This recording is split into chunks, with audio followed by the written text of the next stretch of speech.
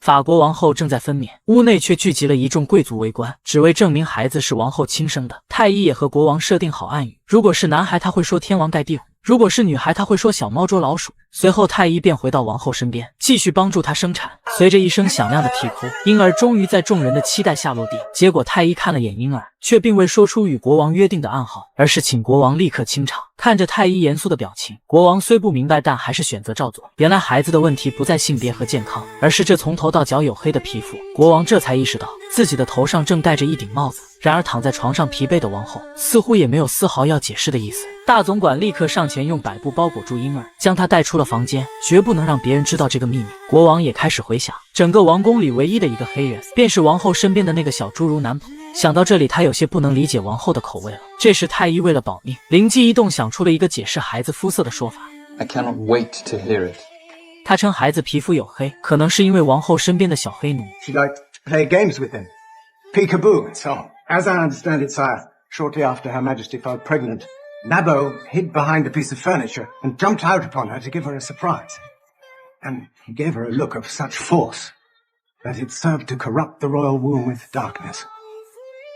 It must have been a very penetrating look.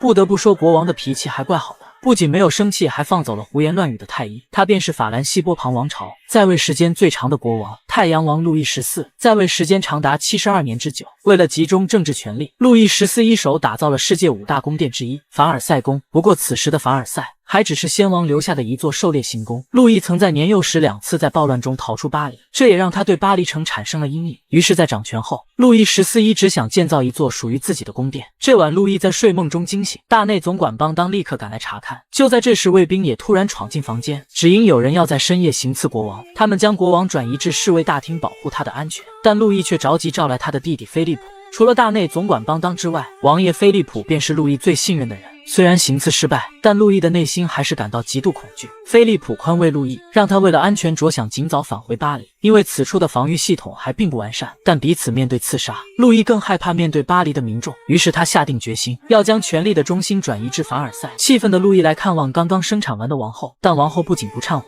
反而理直气壮地坐了起来。 You have no color in your cheeks, unlike your daughter. Please, husband, where is she?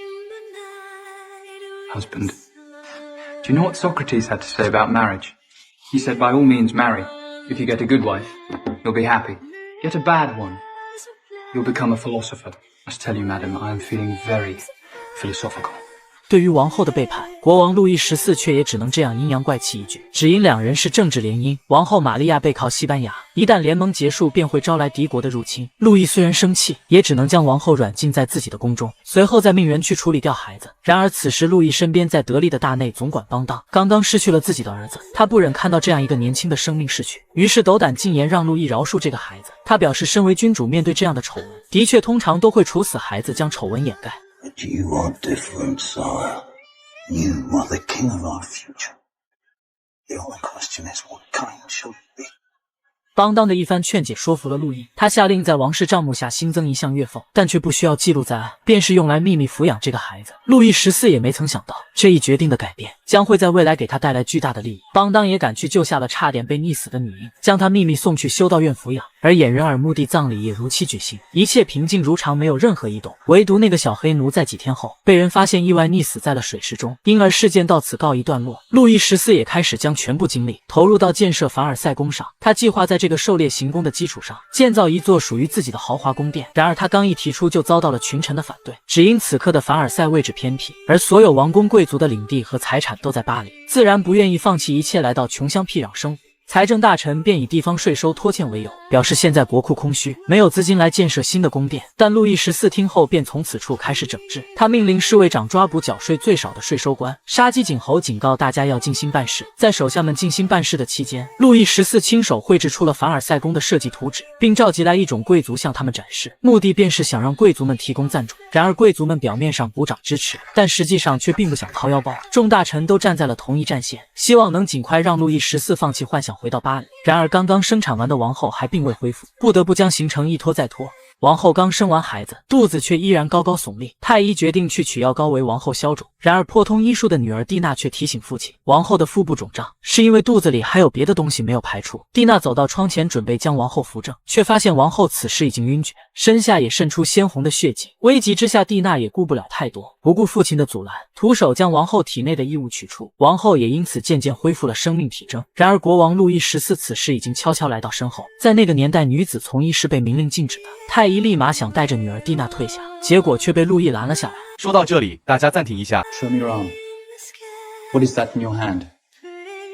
Lie to me, you lie to God.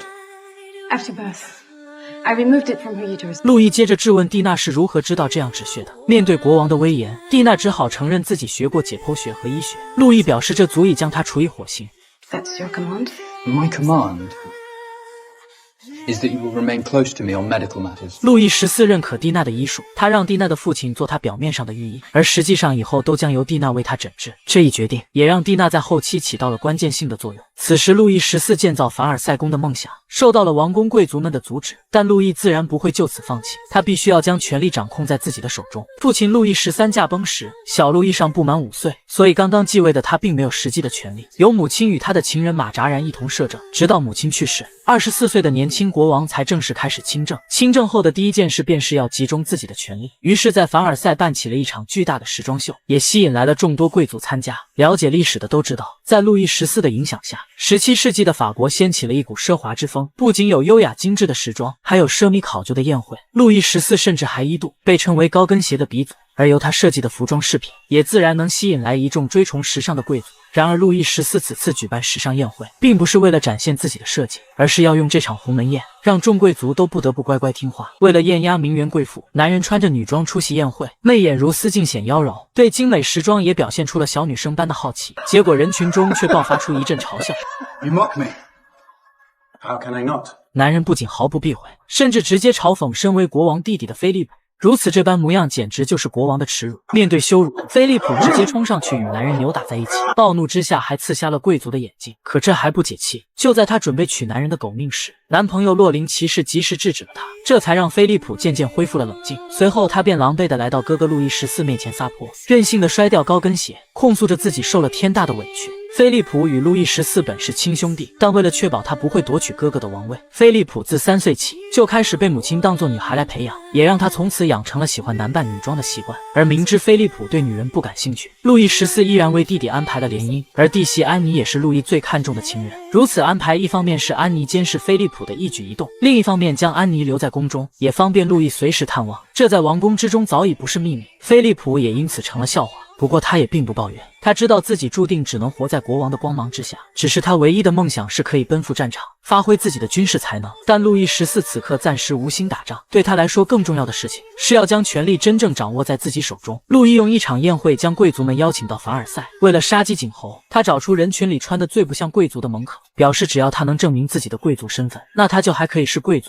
如果不能，就将被剥夺贵族权益。众所周知，贵族头衔都是世袭得来的，经历几代后，很多文件都已经找不到了，要自证身份简直比登天还难。而蒙可就因为档案缺失被当场打为平民。随后，路易当众宣布，但凡是贵族都可以获得他亲赐的祖母绿宝石，只要能够证明自己贵族的身份，如果不然，就将被剥夺贵族权益。此话一出，贵族们都开始惴惴不安，也不得不开始准备档案到凡尔赛来自证身份。如此一来，领主服从国王的管理，路易14的权力也能够更加集中。南方的贵族以帕尔特奈家为首，而帕尔特奈家也与路易14交好，为了支持他的工作，便第一个出发，结果却在半路遭到了刺杀。而背后主使正是北方最有权势的贵族卡塞尔公爵，其目的就是为了阻止路易14将政治中心转移至凡尔赛。第一场暗杀惊动了其他贵族，他们害怕丧命，不敢再轻易出发。卡塞尔公爵又命人沿路抢劫，没有了资金和建筑材料，路易14修建凡尔赛宫的计划也只能搁浅。不过很快，路易就找到了一位大财神，得知非洲王子到访，路易14特意大方地将他单独送进了王后的寝殿。只因路易知道王后与王子曾有过一段情缘，他正是要利用这层关系达成与非洲的贸易交易。而当时的人们认为非洲的河里都是金子，于是路易先将王子送入王后寝殿，让两人简单的交流了一番，随后再正式的接见非洲王子，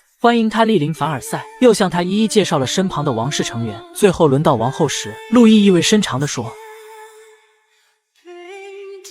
You've already met my wife.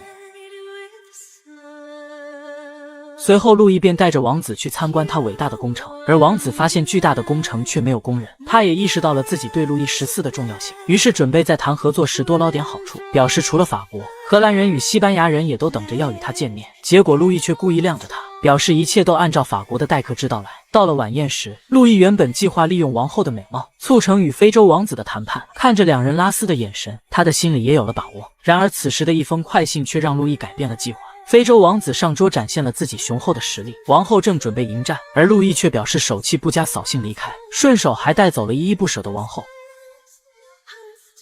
回到寝殿，赞许了他出色的外交能力。第二天天没亮，路易就将非洲王子从满是美女的床上叫起来，带着他来到一处隐蔽的修道院。王子不明所以，直到路易14清退了众人，向他展示了一个尚在襁褓之中的黑皮公主。而王子看见后，心中立马生出了无限遐想。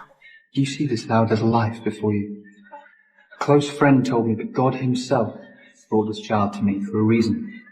Only now do I understand. Her very existence begs a question. 路易真诚地告诉非洲王子，这种情况换到其他的地方，这个孩子与他的母亲都会被处死，但在法国他们都奇迹般的活了下来，这便是法国的不同。接着路易14又拿出昨晚收到的快信，原来王子的父亲已经去世，此刻他的国家已经群龙无首，而那些允诺丰厚条件的国家现在很有可能会趁虚而入。终于路易14用他的3寸不烂之舌顺利地签下了最有力的合作条约，与阿西尼建立了友好的合作关系。弟弟一心想着要去征战沙场，而哥哥却与弟媳独自在一边打得火热。而在弟媳枕头风的吹拂下，路易14终于做出了决定。 All my life, I have longed for war, even the smallest taste. And now, you deny me again and again. Me who will lead the charge? Who will lead the charge? You will.